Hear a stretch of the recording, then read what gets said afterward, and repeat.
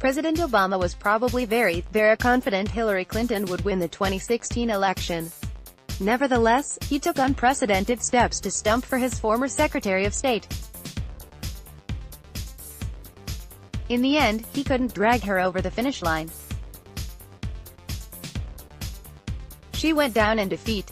It was one of the biggest political upsets in American history. It was a punch to the mouth of liberal America.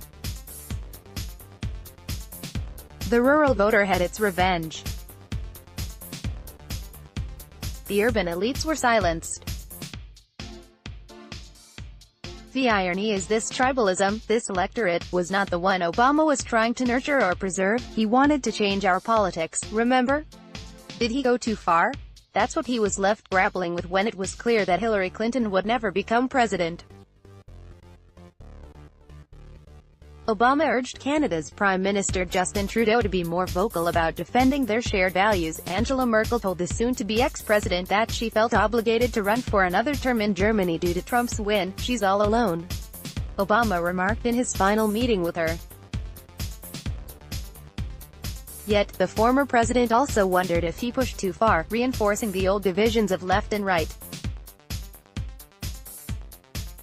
Well, when you push anti-gun policies, like about healthcare reform, and dither on Syria and Crimea, yeah, you are going to legitimize what people have been saying about the Democratic Party. Their left-wing policies are ruinously expensive, they're weak abroad, and attack the cultural core of rural voters. In this case, it was gun ownership. Obama's former foreign policy guru, Ben Rhodes, has his book coming out, where he also says he can't shake the notion that he didn't see Trump's victory coming. Yeah, a little Monday morning quarterback here, but he admits that at its core, Trump ran on the same message they did in 2008 that slayed Clinton. She's part of this swamp and can't be trusted to bring change.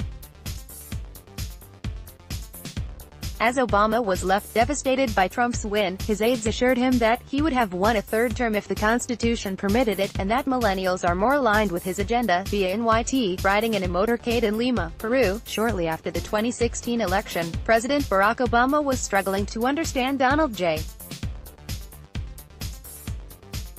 Trump's victory. What if we were wrong? He asked aides riding with him in the armored presidential limousine. He had read a column asserting that liberals had forgotten how important identity was to people and had promoted an anti-cosmopolitan globalism that made many feel left behind. Maybe we pushed too far, Mr. Obama said. Maybe people just want to fall back into their tribe. His aides reassured him that he still would have won had he been able to run for another term, and that the next generation had more in common with him than with Mr. Trump. Obama, the first black man elected president, did not seem convinced. Sometimes I wonder whether I was 10 or 20 years too early, he said, set to be published next week by Random House. Mr. Rhodes's memoir, The World as It Is, offers a peek into Mr. Obama's tightly sealed inner sanctum from the perspective of one of the few people who saw him up close through all 8 years of his presidency. Few moments shook Mr. Obama more than the decision by voters to replace him with a candidate who had questioned his very birth. Mr. Obama and his team were confident that Mrs. Clinton would win and, like much of the country, were shocked when she did not. I couldn't shake the feeling that I should have seen it coming, Mr. Rhodes writes.